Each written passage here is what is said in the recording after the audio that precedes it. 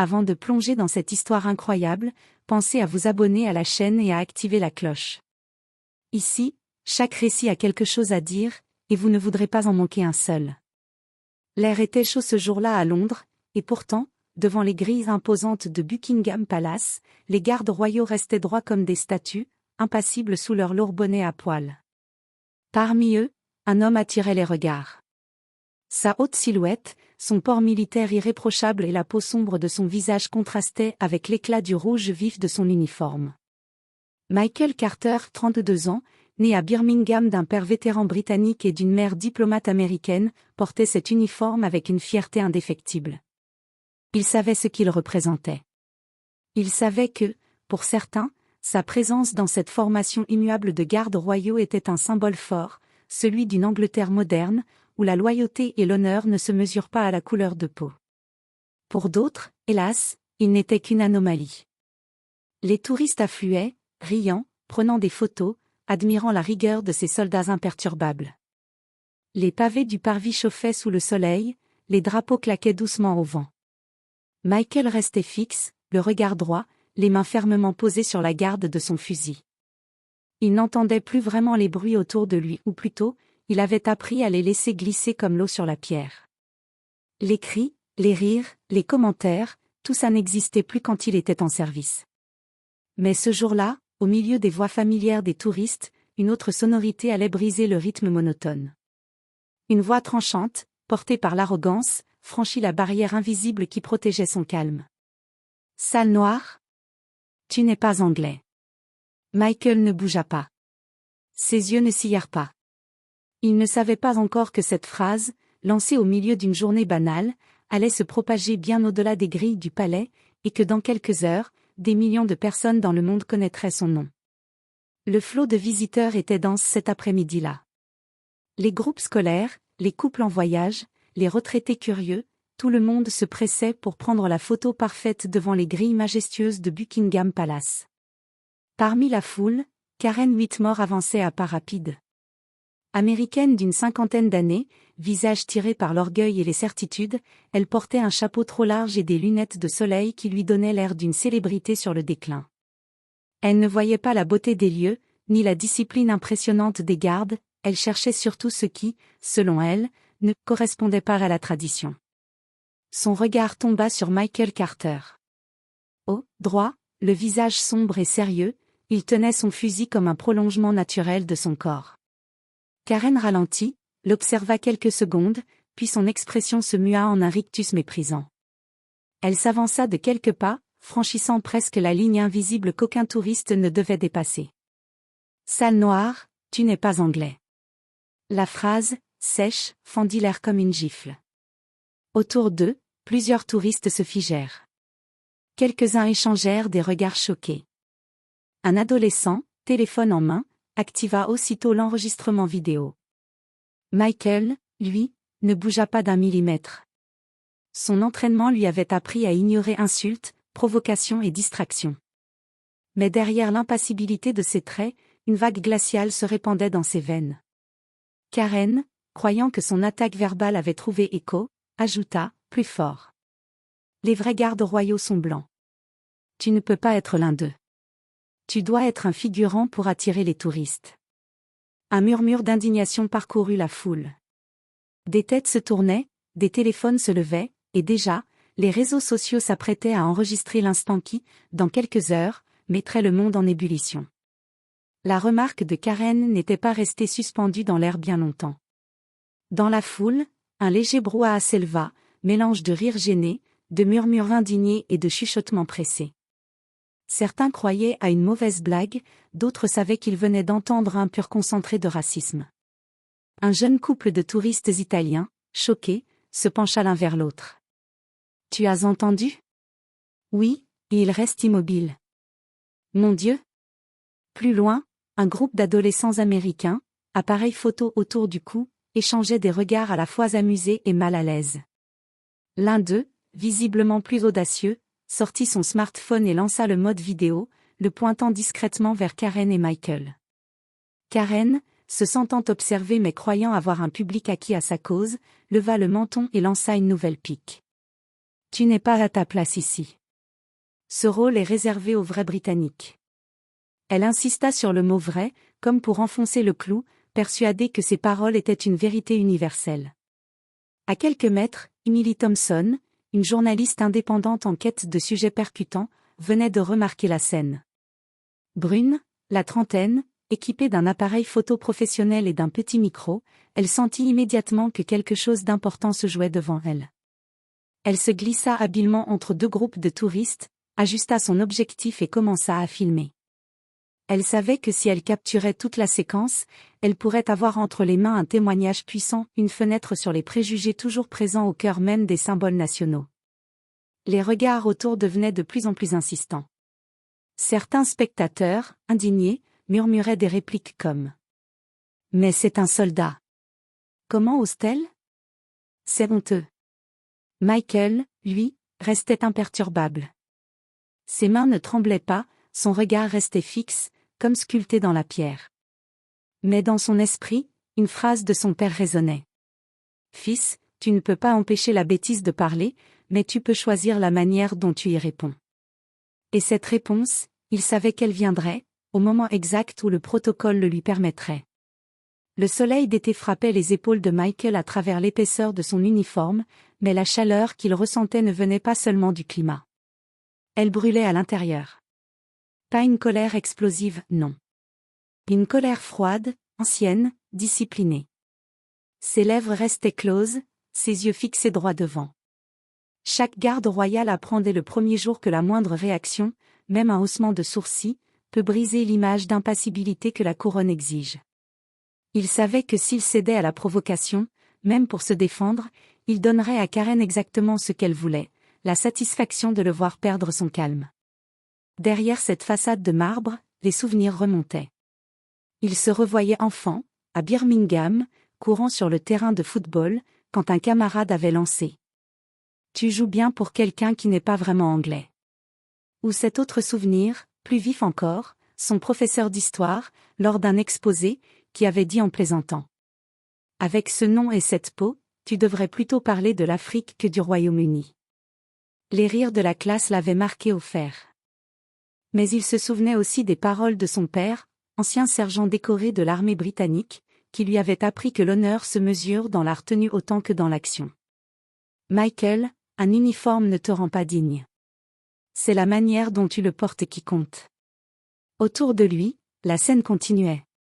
Karen, frustrée par son mutisme, avançait d'un pas supplémentaire, son ombre touchant presque le bord de son bonnet à poils. Des téléphones se levaient plus haut. Certains spectateurs retenaient leur souffle, se demandant combien de temps encore ils supporteraient cette humiliation. Mais Michael, ancré dans le sol comme une statue vivante, tenait bon. Il savait que chaque seconde de silence, chaque respiration maîtrisée, augmentait la tension, et que le moment où il pourrait agir approchait. À quelques mètres derrière les grilles, capitaine Andrew Bellamy observait la scène avec attention. Grand, la cinquantaine, visage carré et uniforme impeccablement ajusté, il connaissait parfaitement la valeur de chacun de ces hommes. Et Michael Carter n'était pas un garde ordinaire. Bellamy avait lu son dossier en détail. 3 déploiements en Afghanistan. Une médaille de bravoure pour avoir extrait, sous le feu ennemi, 2 camarades grièvement blessés. Citation officielle pour discipline exemplaire et sang-froid en situation critique. Et, plus personnellement, un soldat qu'il avait vu rester debout sous une tempête de critiques racistes lors d'un défilé, sans jamais fléchir. Ce qui se passait aujourd'hui devant Buckingham Palace n'était pas qu'une simple altercation entre un touriste et un garde. Bellamy le savait, chaque geste, chaque mot, pouvait être enregistré et diffusé sur les réseaux sociaux en quelques minutes. Et l'image de l'armée royale pouvait être éclaboussée aussi vite que glorifiée. La voix aiguë de Karen parvenait jusqu'à lui. Tu devrais être remplacé par un vrai Anglais. Elle insista sur vrai avec ce ton empoisonné qui ne laissait aucun doute sur ses intentions. Bellamy échangea un regard avec l'un des adjudants postés à quelques pas. Celui-ci hocha la tête, signe qu'il surveillait aussi la situation. L'officier respira profondément et commença à s'avancer, ses bottes claquant doucement sur les dalles. Son pas était mesuré, mais ses yeux ne quittaient pas la scène. Dans sa tête, il se préparait déjà à parler. Pas simplement pour rappeler le règlement ou protéger son soldat, mais pour rétablir la vérité, avec toute l'autorité que son rang lui donnait.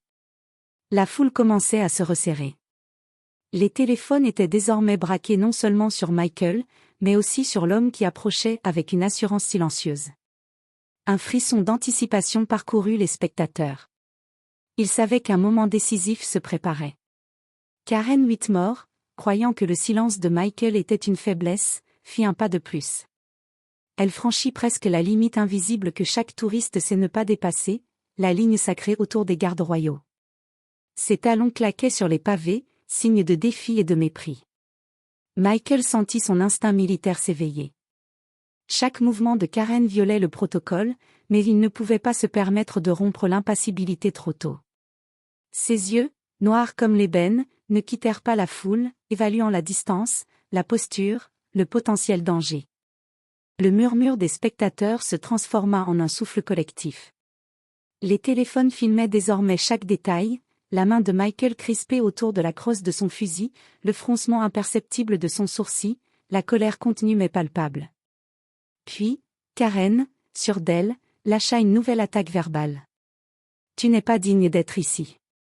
Tu ne comprends rien à notre tradition. » À ce moment précis, Michael fit un pas ferme en avant. Ses bottes martelèrent le sol, résonnant comme un avertissement. Sa voix, calme mais autoritaire, rompit le silence. « Reculez !» La foule sursauta. Les téléphones tremblaient dans les mains des spectateurs tandis que l'air semblait se figer. Les mots n'étaient pas forts, mais la puissance qu'ils portaient suffisait à imposer le respect. Michael ne criait pas. Il ne gesticulait pas.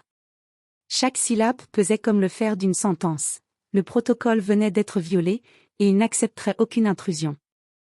Karen recula d'un pas, surprise par la force tranquille de Michael. Elle avait imaginé un soldat effacé, peut-être intimidé par son arrogance. Elle ne s'attendait pas à ce qu'un homme, calme et droit, impose ainsi sa présence, son autorité et son honneur en quelques mots seulement. Au même moment, le capitaine Andrew Bellamy arriva à ses côtés. Son regard rencontra celui de Michael, un échange silencieux de soutien et de reconnaissance. Bellamy savait que le moment où Michael pouvait intervenir était arrivé, et que la leçon allait être mémorable. Karen Whitmore, les épaules tendues et le visage rougi par la colère et l'humiliation, n'avait toujours pas compris à qui elle avait affaire.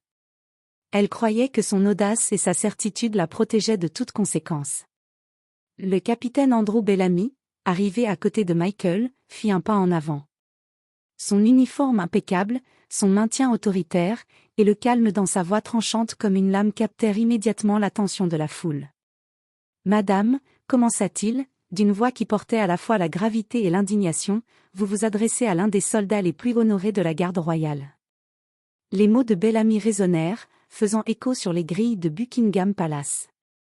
Les touristes, déjà captivés, se rapprochèrent pour écouter.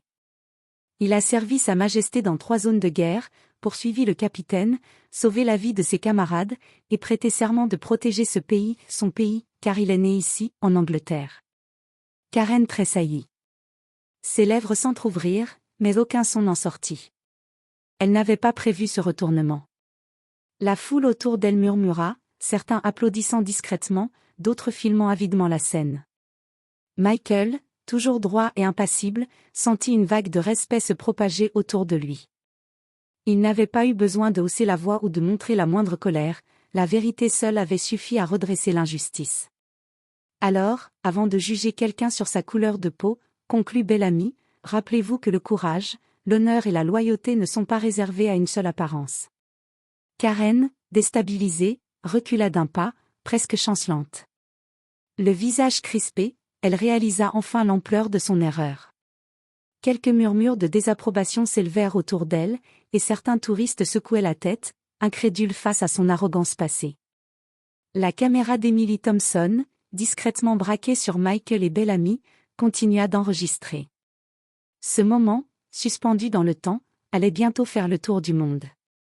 Pour Michael, cette victoire silencieuse était bien plus qu'une leçon donnée à une femme raciste. C'était la confirmation que sa force ne résidait pas dans la colère, mais dans l'honneur, la discipline et la patience. Quelques heures à peine après l'incident, la vidéo d'Emily Thompson avait déjà fait le tour des téléphones et des écrans du monde entier. Les images de Michael Carter, droit comme un symbole vivant de la garde royale, et de Karen Whitmore, humiliée et sans voix, circulaient sur Twitter, Instagram et TikTok. Les commentaires affluaient par milliers. Certains dénonçaient le racisme de Karen. Inacceptable. Regardez ce garde rester impassible face à l'ignorance. D'autres louaient le sang-froid et la dignité de Michael. Voilà ce qu'est un vrai soldat. Courage, honneur, discipline. Peu importe la couleur de peau. Emily, observant les notifications s'accumuler sur son téléphone, savait qu'elle venait de capturer quelque chose de rare, un moment de confrontation brutale transformé en leçon de respect et de dignité. Elle ressentit un mélange de fierté et de responsabilité. La vidéo devait être accompagnée d'un article complet sur Michael, son parcours et son engagement envers la garde royale. Pendant ce temps, Michael reprenait son poste, immobile mais conscient de l'impact silencieux de ses actions. Chaque regard qui se posait sur lui dans la foule portait désormais une forme de respect. Les enfants pointaient du doigt, les parents expliquaient. C'est un vrai soldat, et il a montré à tout le monde ce qu'est l'honneur. La nouvelle de cet incident se répandit rapidement dans les journaux britanniques et internationaux. Les médias parlaient de Michael comme d'un exemple de courage tranquille face au racisme, et la photo du capitaine Bellamy soutenant son soldat devint elle aussi virale. Même Karen, voyant les notifications et les vidéos partagées à l'infini, comprit que ces paroles n'étaient plus seulement humiliantes pour elle-même, mais qu'elles étaient maintenant immortalisées devant le monde entier. Elle baissa les yeux, rouge de honte. Pour Michael, pourtant, ce n'était pas une victoire personnelle. C'était la preuve que la patience, le respect du protocole et la maîtrise de soi pouvaient surpasser les insultes et les préjugés. Son exemple allait inspirer des milliers de personnes, et rappeler à tous que la dignité ne dépend pas de la couleur de la peau. Quelques jours après l'incident, Michael Carter se retrouva face à une caméra de la BBC pour un entretien télévisé diffusé dans tout le Royaume-Uni. Les projecteurs illuminaient son visage, les micros captaient la moindre nuance de sa voix, et les journalistes attendaient chacun de ses mots. Michael s'assit droit, le regard calme mais déterminé. Il savait que cette interview était plus qu'un simple témoignage, c'était une occasion de partager son histoire, de briser les préjugés et de rappeler à tous que l'honneur ne connaît ni couleur, ni origine. « Parlez-nous de vous, Michael » demanda le journaliste. Michael prit une profonde inspiration et commença. « Je suis né à Birmingham. Mon père était vétéran de l'armée britannique, ma mère diplomate américaine. Depuis mon enfance, j'ai appris que servir son pays et protéger les autres est plus important que tout. J'ai rejoint la garde royale avec l'ambition de représenter ce que l'Angleterre peut être dans sa meilleure version, juste, courageuse et ouverte à tous. » Il raconta ses missions à l'étranger, les moments où il avait dû prendre des décisions rapides pour sauver des vies, et les sacrifices qu'il avait consentis pour son pays. Mais ce fut ces mots sur la dignité et l'intégrité qui touchèrent le plus les téléspectateurs. Être anglais n'est pas une couleur de peau. Être anglais, c'est un engagement envers son pays, envers ses valeurs, et envers l'honneur de porter l'uniforme. Le journaliste acquiesça, visiblement impressionné, et Michael continua. Ce qui s'est passé devant Buckingham Palace n'était pas seulement une confrontation avec une personne, c'était un rappel que le respect mutuel et la patience peuvent triompher des préjugés. Mon rôle en tant que garde est de protéger et de servir, mais aussi de montrer l'exemple par mon comportement. À la fin de l'interview, Michael sourit légèrement. Pas un sourire triomphant, mais un sourire chargé de calme et de sérénité. Les téléspectateurs, touchés par sa sincérité et son sang-froid, comprirent qu'ils venaient de voir un homme qui incarnait l'honneur à son état pur. Dans les foyers britanniques, dans les cafés et sur les réseaux sociaux, des centaines de milliers de personnes partageaient et commentaient cette interview. Michael n'était plus seulement un garde royal. Il était devenu un symbole vivant de dignité, de courage et de résilience face au racisme et à l'arrogance. Un mois après l'incident, Michael Carter reçut une lettre scellée au sceau royal. La calligraphie délicate et le papier épais ne laissaient aucun doute, c'était une invitation personnelle du palais. Son cœur battait un peu plus vite, non pas par nervosité, mais par un mélange de respect et d'émotion. Le jour venu, il franchit les grilles de Buckingham Palace, ses bottes résonnant sur les pavés comme autant de pas vers un moment historique pour lui. À l'intérieur, les dorures et les lustres resplendissaient, témoignant de l'histoire et du prestige de la monarchie britannique. Michael fut conduit dans un salon intime où l'attendait Sa Majesté la Reine. La souveraine, assise avec grâce, l'accueillit avec un sourire chaleureux. « Michael Carter », dit-elle d'une voix posée mais ferme, « je tenais à vous remercier personnellement pour votre service et pour la manière dont vous avez géré cette situation devant le palais. Vous avez incarné l'honneur et la discipline de la garde royale. » Michael, ému mais maîtrisé, inclina légèrement la tête en signe de respect. « Votre Majesté, c'est un honneur de servir, » répondit-il, sa voix calme mais sincère. La reine poursuivit. « Vous êtes la preuve vivante que l'Angleterre moderne peut être forte et juste, et que la dignité ne dépend ni de la couleur de la peau ni de l'origine. Vous êtes un exemple pour tous, soldats et civils. » Michael sentit une chaleur particulière l'envahir. Chaque instant de sa vie, chaque sacrifice, chaque affront qu'il avait dû endurer se trouvait désormais reconnu et honoré. Ce n'était pas seulement une reconnaissance personnelle, mais un message puissant pour tous ceux qui doutaient de leur place dans la société en raison de leur apparence. Alors qu'il quittait le palais, un sentiment de fierté tranquille l'accompagnait.